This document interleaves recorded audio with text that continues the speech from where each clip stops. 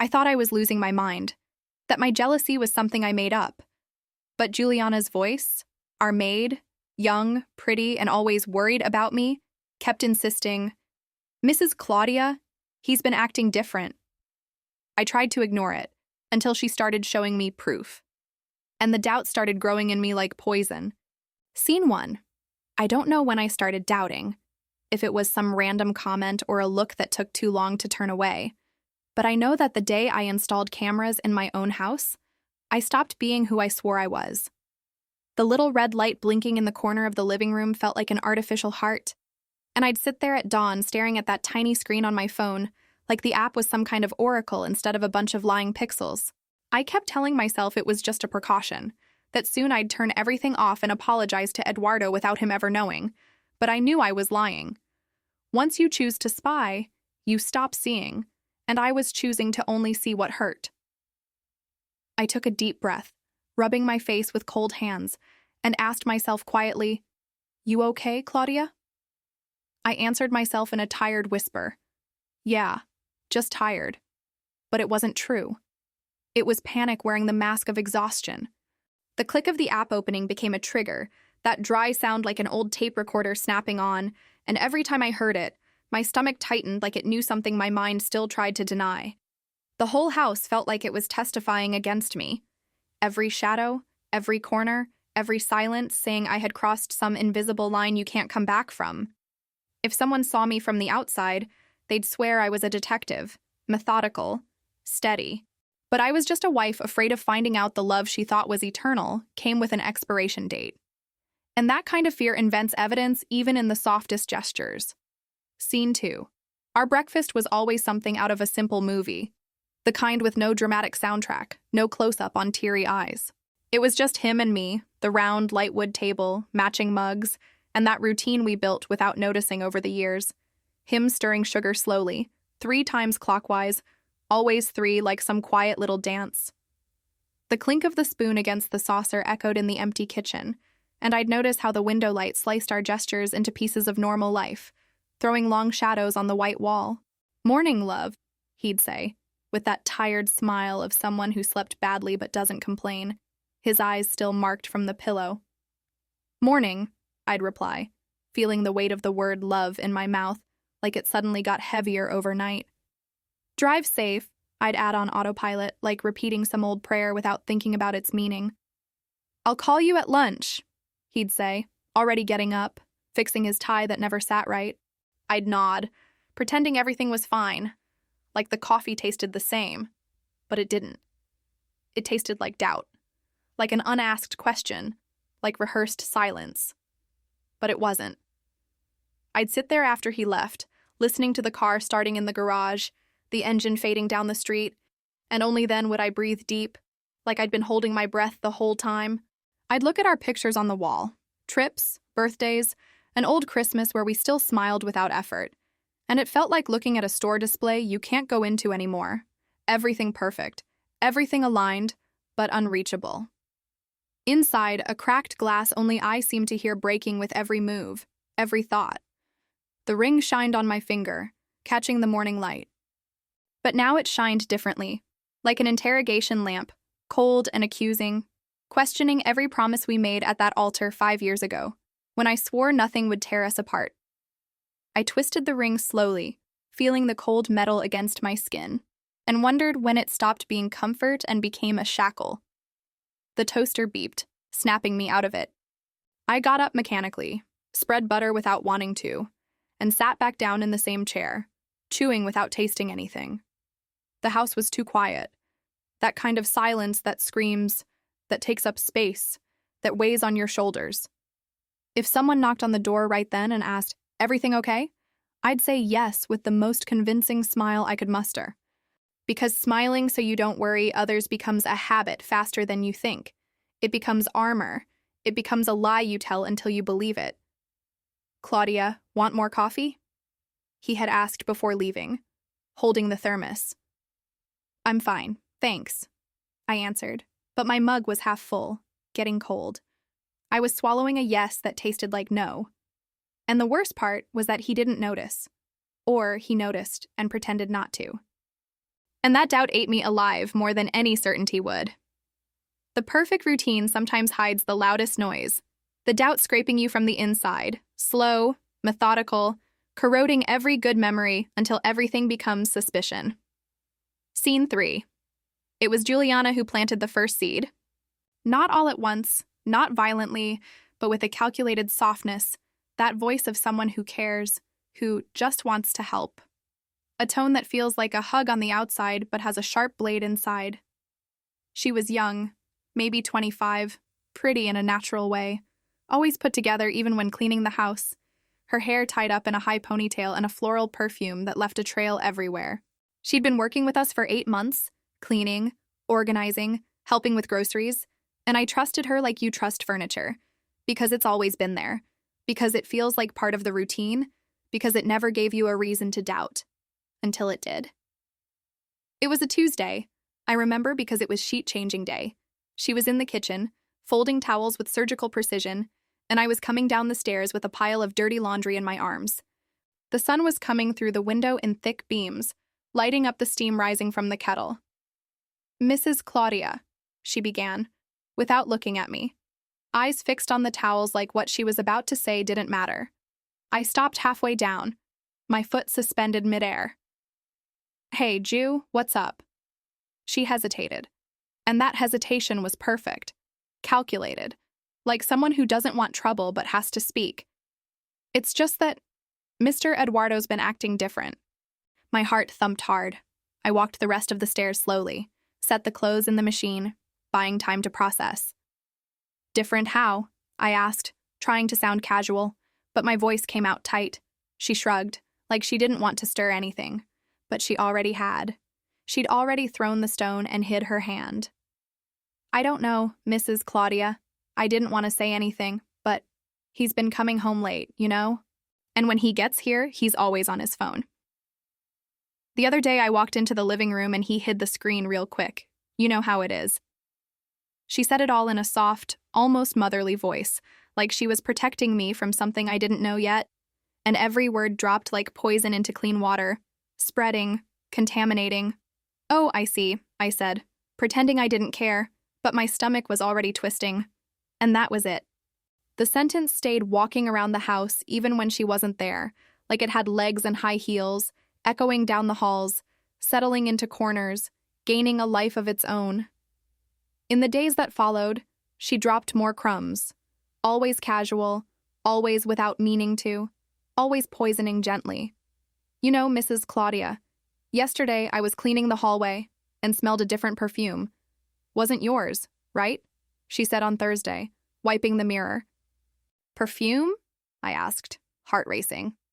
"Yeah, a sweet smell, kinda strong. But maybe it came from the AC," she added with an innocent smile. But the seed was already planted. I stored every bit of info like someone collecting knives in a mental drawer, sharp, pointed, waiting for the right time to use. I started noticing things I used to overlook. His arrival times, 7:30 p.m., 8:15, 8:45, like he was testing how far he could stretch it. The deleted messages, the screen lighting up then going dark, the rushed way he locked his phone when I walked into the room. Every everyday gesture gained a malicious caption I wrote myself, like my brain had become the writer of a tragedy. One night, while we had dinner in silence, I asked softly, trying for a casual tone that didn't match the tightness in my chest, "Everything okay at work, love?" He lifted his eyes from the plate, chewed slow, then smiled. "Yeah, of course. Why?" I shrugged. "Nothing. You've just been tired.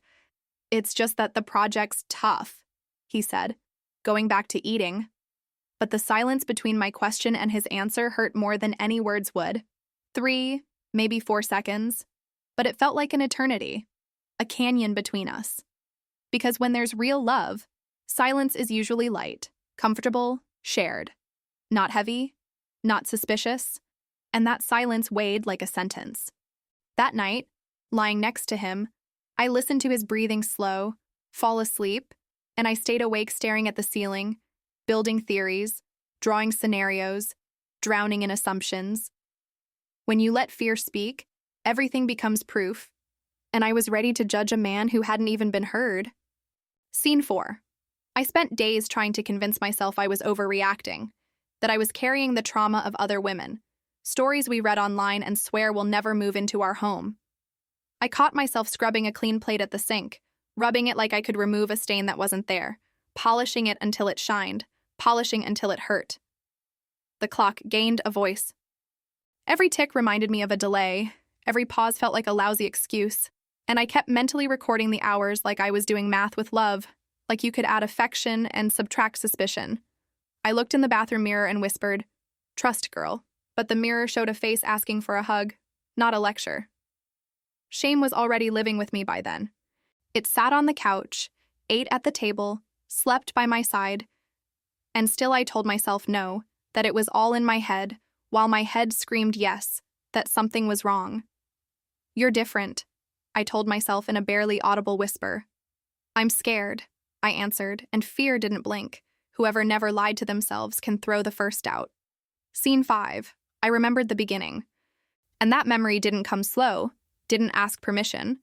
It hit me suddenly while I was washing dishes on a rainy afternoon, my hands in hot water that burned lightly. It was like someone turned on a projector in my head, and suddenly I wasn't in the kitchen anymore.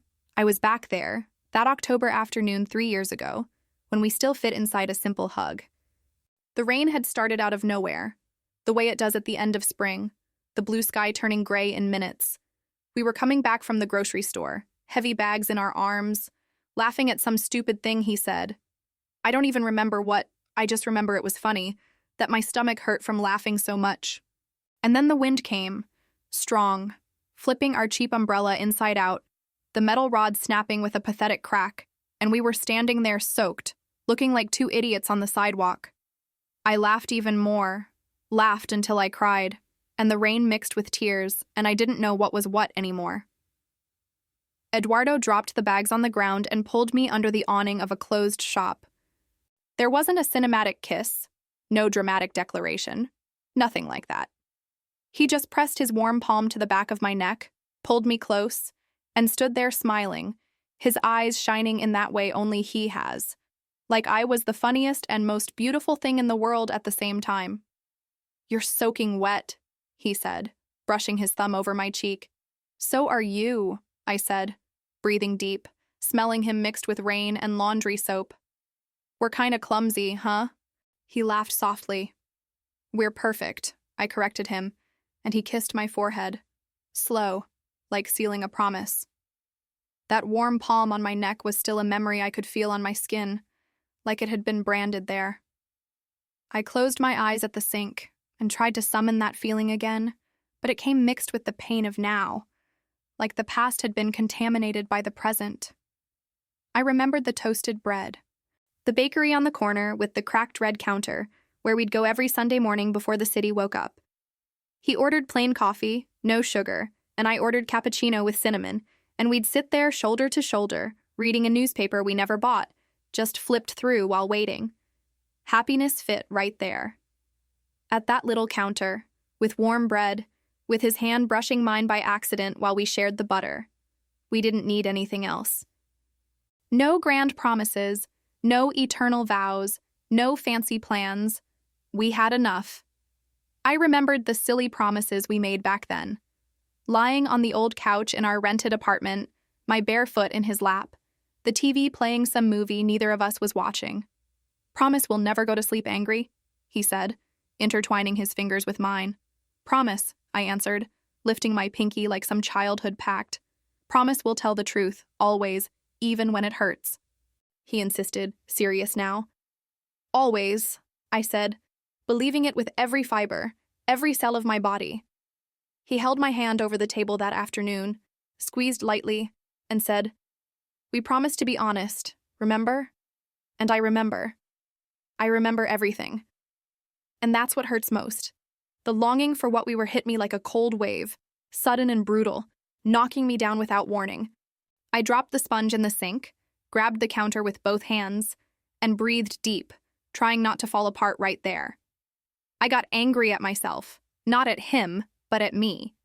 Angry for letting an outside voice, a voice that didn't know our story, that wasn't there under that awning, that never shared warm bread, creep into my own voice, like I needed subtitles to understand my own marriage, like I couldn't read the man who had slept beside me for years. In that memory, his eyes were clean, transparent, no hidden intentions, no lies, no games. And I asked myself, standing there with wet hands dripping on the floor, when did I start seeing shadows where there was always light? When did clarity turn into fog? How do we lose ourselves slowly, millimeter by millimeter, filling the empty spaces of fear with heavy furniture that doesn't fit us, that only blocks the way? I dried my hands and went to the bedroom. Opened the bottom drawer of my dresser where I kept old letters, notes, photos I never framed. I found what I was looking for, a faded Polaroid from that same rainy afternoon. We asked some stranger to take it after we dried off a bit under the awning. We were soaked, laughing, with that glow in our eyes of people who weren't afraid of losing yet. I held the photo to my chest and closed my eyes. I wanted to go back in time, wanted it so badly that it hurt physically, a real pain, squeezing my chest like someone was sitting on it. I wanted to grab my own hand, shake my own shoulders, and say, "Breathe, girl, trust what you built. Trust his eyes, trust the awning, the warm bread, the silly promises that are still alive." But time is an elevator with no emergency button. It only goes up or down, and we go with it whether we want to or not. I sat on the edge of the bed, still holding the photo, and let the tears fall. Because whoever remembers the beginning can see the size of the fall. And my fall was long, quiet, and I didn't even know if there would be ground when I hit bottom. Scene 6, I called a technician and told him to install hidden cameras, speaking quietly like the walls might judge me, and Juliana helped me pick the best angles, like my house was a movie set and I was the director of some drama I didn't want to watch. Here in the living room, the kitchen, the hallway, she pointed with a disturbing ease. "You sure?" I asked, my voice cracking. "Trust your instincts, Mrs. Claudia." And I did, betraying my own. I planned a short trip, 2 days away, an excuse to test my theory, to give destiny more rope and see if it tightened around someone's neck. The drill echoed down the hallway. The double-sided tape snapped against the ceiling, and I felt the line being crossed for good, like when you send a message and try to delete it, but it's already gone. The tiny LEDs stayed on standby, eyes open in the dark, and suddenly the house seemed awake in a new way, like it breathed for me, watched for me, judged for me. In my suitcase, besides clothes, I packed my urgency to prove something, not knowing that more than proving anything about him, I was about to prove something about myself. Whoever prepares to see the worst usually sees it, even when the worst is trying to say, "It's not me." Scene 7. In the hotel room, the phone screen lit up my face in the dark, and I saw my own exhaustion reflected in the window, deep circles, dry lips, hair tied loosely. Looked like I was watching a first-person horror movie starring me, and the monster hadn't shown up yet. But I knew it would. I felt it. The room was impersonal, one of those roadside hotels that smell like disinfectant and loneliness. Queen bed with a beige blanket, generic landscape painting on the wall, loud AC. I didn't dare turn off because silence would be worse. My suitcase was on the floor, still closed.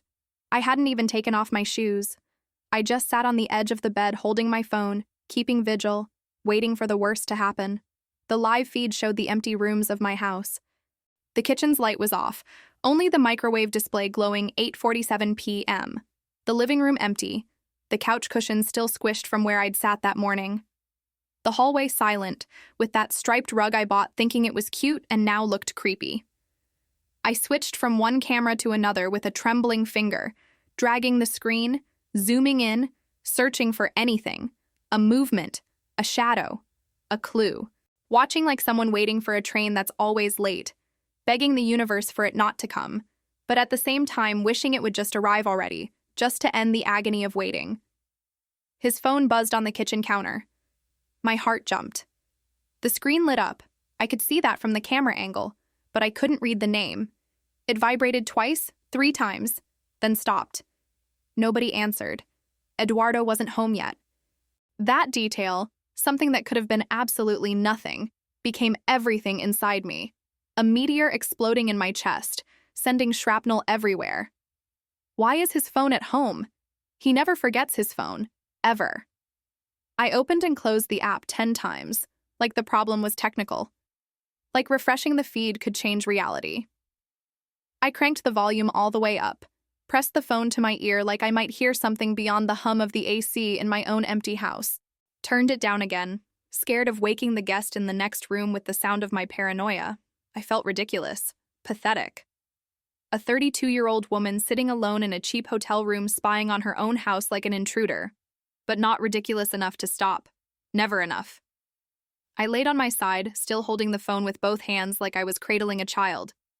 The blue glow lit my face in weird angles, casting shadows that made me look older, more tired, more lost. Without taking my eyes off the feed, I thought, what if there's nothing? I took a deep breath, trying to calm the heartbeat pounding out of rhythm. What if I set all this up, spent money on cameras, lied about a trip, and in the end, there's nothing? What if I'm just a jealous woman losing her mind, creating ghosts where there's only wind? But the next thought came fast, cruel. What if there is? And so I spent hours like that, a pendulum between hope and terror, swinging back and forth, unable to stop.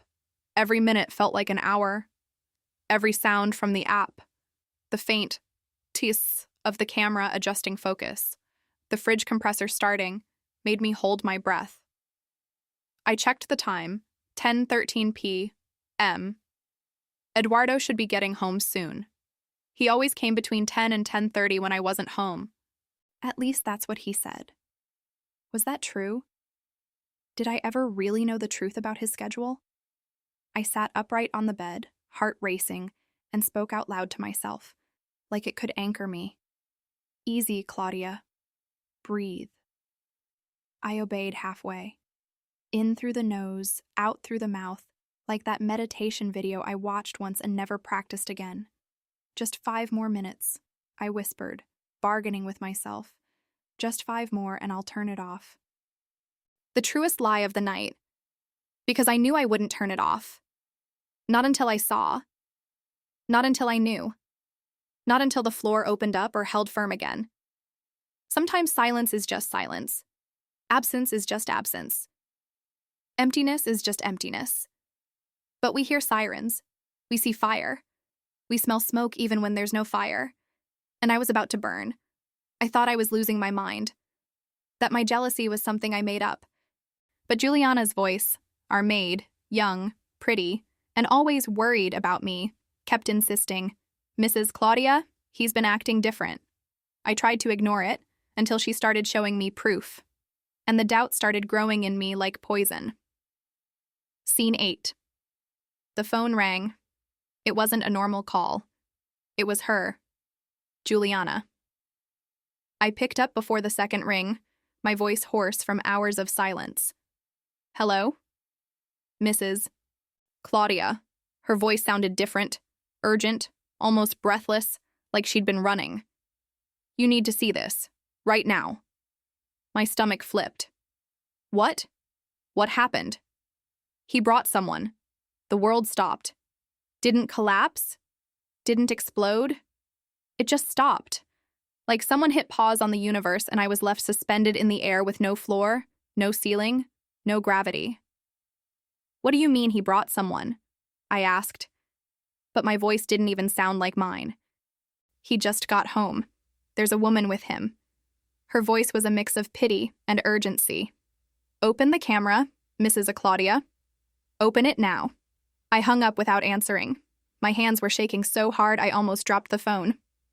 I opened the app with the courage of someone who closes their eyes at the top of a roller coaster, knowing the drop is coming, but there's no turning back. The loading took forever. Or maybe it was 3 seconds, but it felt like 3 years. And then I saw. The kitchen was lit now. Eduardo stood there with his back to the camera, shoulders tense, rigid, his hands stuffed in the pockets of the dress pants he wore to work. And there was a woman. She was young. Short red dress, tight, high heels, hair down over her shoulders. I couldn't see her face clearly, but I could see her intent. The way she moved, came close, invaded his space. She said something. Her mouth moved, but I had no audio. I had turned it off so I wouldn't wake anyone, and now I regretted it. Regretted it so much I wanted to scream. Eduardo shook his head. No. He said no. But she smiled. And then she leaned in. It happened fast, too fast for me to process, but slow enough for me to catch every detail, every frame, every millisecond. A kiss. Quick. His hands on her waist. The floor disappeared, not a metaphor. Not poetic exaggeration. The floor literally vanished beneath me, and I was in an elevator falling through every floor at once, straight to the basement, the core of the earth. Air vanished from my lungs. The room spun. Everything blurred. I closed the app, breathed, opened it again, rewound the video, watched again and again and again. Each replay was a new stab. A scene I wished I hadn't seen, but kept watching compulsively, hypnotized by the horror, like someone unable to look away from a crash on the highway. I searched for different angles, zoomed in, paused, advanced frame by frame, and each time it hurt more, hurt differently, hurt deeper. The kiss, the hands, her smile, the tension in his body. When you want to prove you were right, you feed yourself poison and still ask for dessert. And that's exactly what I did right then. I fed myself pain, chewed every second, swallowed every image, and asked for more. I don't know how long I stayed there. Could have been 10 minutes, could have been an hour. But when I finally got up, my legs were weak, my face wet with tears I hadn't felt fall. I tossed the phone on the bed, grabbed my car keys, and ran back home. Drove like a maniac, passing a yellow light turning red, overtaking where I shouldn't, chest tight and hands sweaty on the wheel. The road was empty, the streetlights streaking past too fast, blurring on the window like rivers of light. I went in without making a sound. The house was quiet now. The kitchen light off. Juliana stood there washing dishes, like nothing had happened, like the world hadn't collapsed 20 minutes ago. She turned when she heard me walk in, and I swear I saw a flicker of surprise in her eyes before she regained control. "Mrs. Claudia," she began, but I cut her off. I saw it. I said, my voice smaller than my fear, smaller than my pain, smaller than everything. And then her tears came. Fast. Perfect. As if rehearsed. As if she had practiced in the mirror until she got the timing right. "I'm so sorry, Mrs. Claudia," she sobbed, placing a hand on her chest like she was asking God for forgiveness. "I didn't want you to find out like this. I tried to protect you, but—" "Did he cheat on you?" I asked, my voice cracking in half like shattered glass. She lowered her eyes, like she was ashamed to answer. He took advantage of me, Mrs. Claudia. For months. I was scared to tell you. And I believed her. Believed her because it hurt to believe. And the pain felt like proof. Pain was concrete, tangible, real. So it had to be true. What sound does a heart make when it breaks live? Silence. Absolute silence. Like the organ gave up beating and the body kept running only out of inertia. Scene 9.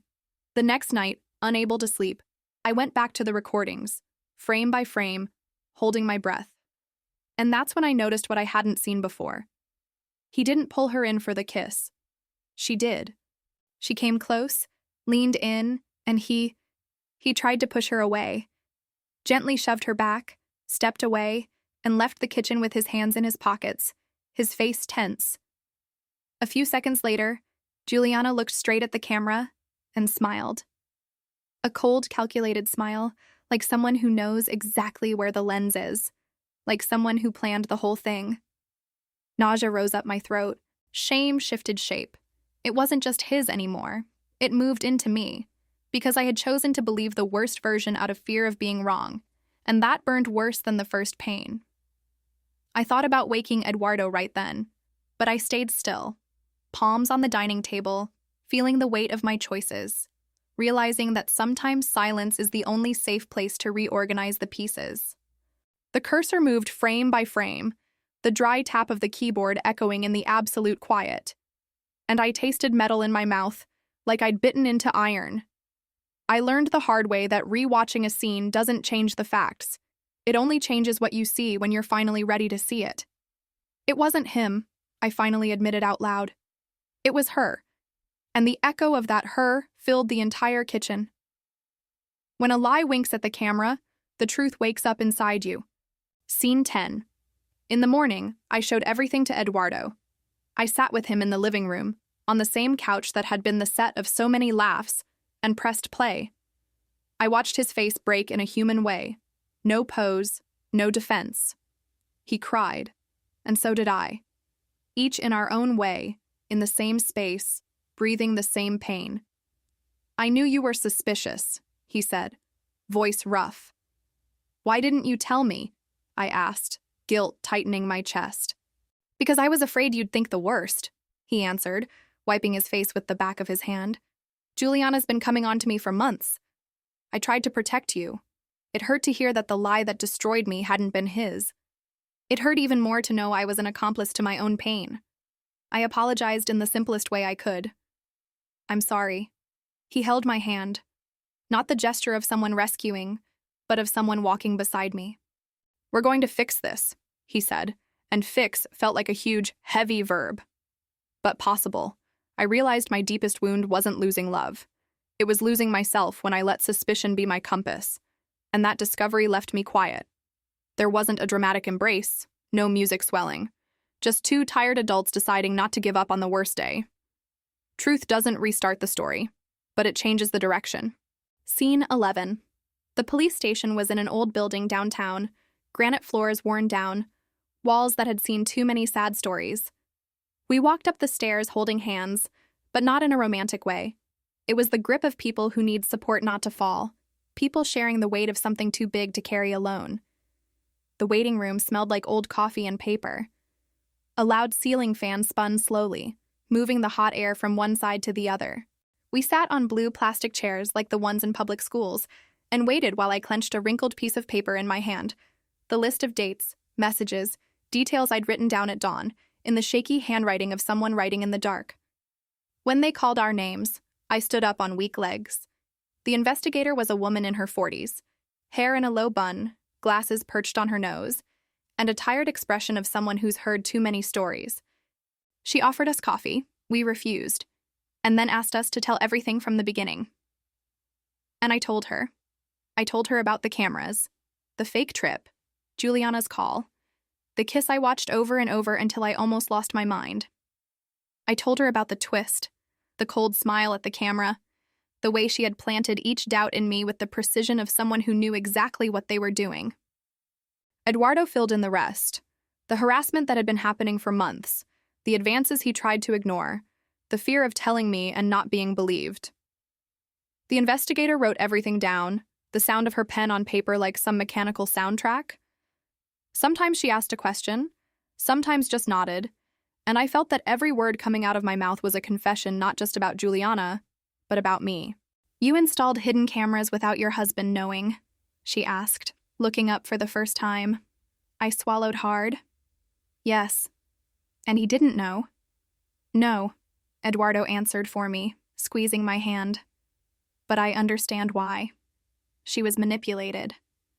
The investigator sighed, removed her glasses, rubbed her eyes. You're not the first, she said, her tone softer, more human. My heart sped up. What do you mean? She went to an old metal file cabinet, opened a drawer, and returned with a thin folder. Put it on the table and opened it slowly, like she was revealing a secret. 2 years ago, we got a similar complaint, she began, sliding her finger over a report. A young couple, newly married. The maid started planting doubt in the wife, showing proof, creating situations. In the end, the wife almost filed for divorce. When they figured out the truth, the maid had already gotten emotionally involved with the husband, who was vulnerable. I felt a shiver run up my spine. And what happened? Eduardo asked. They didn't file a report, she said, closing the folder. They were ashamed, wanted to forget, and she disappeared. I looked at my hands, our fingers interlaced, and I understood. The shame, the desire to erase everything, pretend it never happened, because exposing hurts, because admitting you were manipulated. that you fell for the trap, that you doubted someone you loved because of an outside voice. That hurts more than betrayal itself. But in that hot room, with the fan spinning and the investigator looking at me with tired eyes that had seen too many women fall apart, I made a decision. I wouldn't let shame win. I want to file, I said, firm, surprising even myself. I want it documented, so she doesn't do it again. The investigator stared at me for a long moment, then nodded. It's going to be a long process, she warned, and painful. You'll have to relive everything, give statements, maybe face her in a hearing. I know, I said, and my voice didn't shake. Because right then, I understood my choice had to be bigger than my anger. I didn't want to humiliate Juliana publicly, didn't want to turn my marriage into neighborhood gossip or a local headline. I wanted the story to go where it needed to go, toward justice, not spectacle. Justice isn't revenge. Justice isn't social media, exposure, or public shaming. Justice is process, slow, boring, bureaucratic, but it's the only path that doesn't leave you dirtier than when you entered. I chose not to take small revenge, the hardest decision of my life, because revenge fantasy is delicious, addictive. You picture the other person's embarrassment, their downfall, and for 1 second it feels like it'll heal the wound, but it doesn't. It's pure sugar, a spike of pleasure followed by shaking, emptiness, guilt. Eduardo squeezed my hand tighter, not to save me, but to walk with me, sharing the weight. And for the first time in weeks, my breath fit my chest again. Is this going to pass? I asked quietly while the investigator prepared the forms. He looked at me, tired but steady. It will, if we don't give up. We left the station with a case number, paperwork to sign. The sun was setting, painting the sky orange and pink, and the city kept moving like nothing had happened. Because for the city, nothing had. For us, everything had. You learn that loving also means protecting from what you caused, and that lesson is expensive. Sleepless nights, tears, scratched pride, but worth it, worth the whole house. The final click ending the investigator's call the next day, confirming the case was officially open, was heavy like a verdict, but necessary. Some victories have no applause, no celebration, no pictures, just silence and peace. Scene 12. 3 weeks later, the investigator called us back. This time the room was different, smaller, more private, with a meeting table and creaky padded chairs. Her face was serious, but her eyes had a subtle shine, like she had important news. On the table was a stack of papers, documents, screenshots, photos. She arranged them carefully in front of us, assembling a puzzle. You were right, she began, leaning forward. Juliana Cristina dos Santos, 24. 3 previous domestic jobs, and in at least 2 of them, the same pattern repeated. My stomach twisted. She slid a photo toward me, a profile picture, probably from social media. Juliana smiling, hair down, makeup flawless. She looked innocent. Normal. In this case, she pointed at a report. There was an attempt to file charges, but the family gave up. Same story. She planted doubt in the wife, created drama, manipulated situations until the couple was hanging by a thread. When the marriage was fragile, she approached the husband, offering comfort. Eduardo ran a hand over his face, exhaling. I just stared at the papers, feeling a mix of validation and disgust. And this other case? I asked, pointing at a second folder. The investigator opened it gently. This one was worse. The couple actually separated. She managed to get involved with the husband for months. When he found out what she'd done, that she had staged everything, he tried to get back with his wife, but it was too late. They'd lost trust. My eyes burned, but I didn't let the tears fall, because that could have been us. If I hadn't gone back to the footage, if I hadn't seen her smile at the camera, if I'd believed only the first version, we'd be destroyed now. Why does she do this? Eduardo asked, voice filled with genuine confusion. The investigator sighed. Could be a lot of things. Personality disorder, history of rejection, need for control, jealousy. Forensic psychology is still trying to understand it, but the pattern is clear. She picks stable couples and methodically destroys their trust. Papers rustled. She gathered everything again, placed it in a brown folder with an elastic band, and handed us a copy. These are the records we found. You'll need them for the case. And there's more. We contacted one of the previous victims. She offered to testify. I looked at Eduardo, and he looked at me. No words needed. We understood in the quiet that we weren't alone, that our pain had been someone else's pain before. I didn't feel triumph, or victory, or satisfaction. Nothing like I imagined I'd feel. I felt a sad, heavy, draining relief, like walking out of a fire barely alive, clothes burnt, skin blistered, but alive. We left the station hand in hand, walking slow like two survivors. The street was busy, people coming back from work, kids running with backpacks, street vendors shouting prices. Life carried on. For everyone else, it was just another day. For us, it was the day we submitted the evidence. The day part of the house was returned to us. Not the furniture or the objects, but the air. Room to breathe without choking. Juliana became a name in a report, a line in a case file, a record in an investigation. And I didn't look back, not out of cowardice, but emotional hygiene. Sometimes turning the page is the only way not to burn with the book. Justice had begun. And I learned justice is slow, bureaucratic, frustrating, but reliable. And when you choose to stay, to face it, it comes. On the station steps, before getting into the car, I stopped and said, "Thank you for not giving up on me." Eduardo held my face with both hands, looked deep into my eyes, and said, "Thank you for coming back." And in that simple gesture, no dramatic kiss, no soap opera speech, we understood that starting over isn't erasing. It's building over the ashes, with dirty hands, scraped knees, but building. Not every story ends with doors slamming. Some end with doors locked from the inside, keys returned, and the quiet, warm feeling that the house is ours again. Scene 13. The cameras are still there, but turned off. Funny how something without power becomes just an object, loses authority, loses the power to accuse. Eduardo didn't ask me to remove them. He just said one day, while we were having coffee, "Now you know who was outside the frame." And the house gave me back the air in a way I had forgotten existed. I opened the windows, tied my hair up, washed the mugs, deleted an old conversation that only punished me, and decided that love, when it's real, doesn't need surveillance, it needs presence. I learned that sometimes the enemy isn't betrayal itself. It's the voice whispering fear of it in your ear. And you have to learn to recognize that voice and say, "Not here." If one day you think about turning on a camera to save your love, turn on the light inside yourself first, because without that, everything becomes shadow.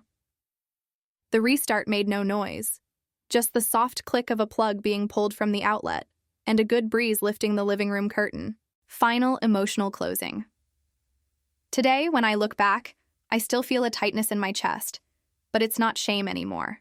It's relief, because I almost lost what was most real by believing in a story that was never mine. I learned that trusting isn't naive, it's brave, and that watching over someone isn't caring, it's getting sick together. The cameras are in a box in the closet, and I don't plan to use them ever again. Not because I trust blindly, but because I chose to trust consciously. There's a huge difference. Eduardo and I are still learning. Some days are light, others heavy. But we decided it's worth trying, because love that survives fear is the kind of love that builds a real home, not a display window. And if there's one thing I want you to take from this story, it's this. Sometimes the villain isn't the one you saw kissing.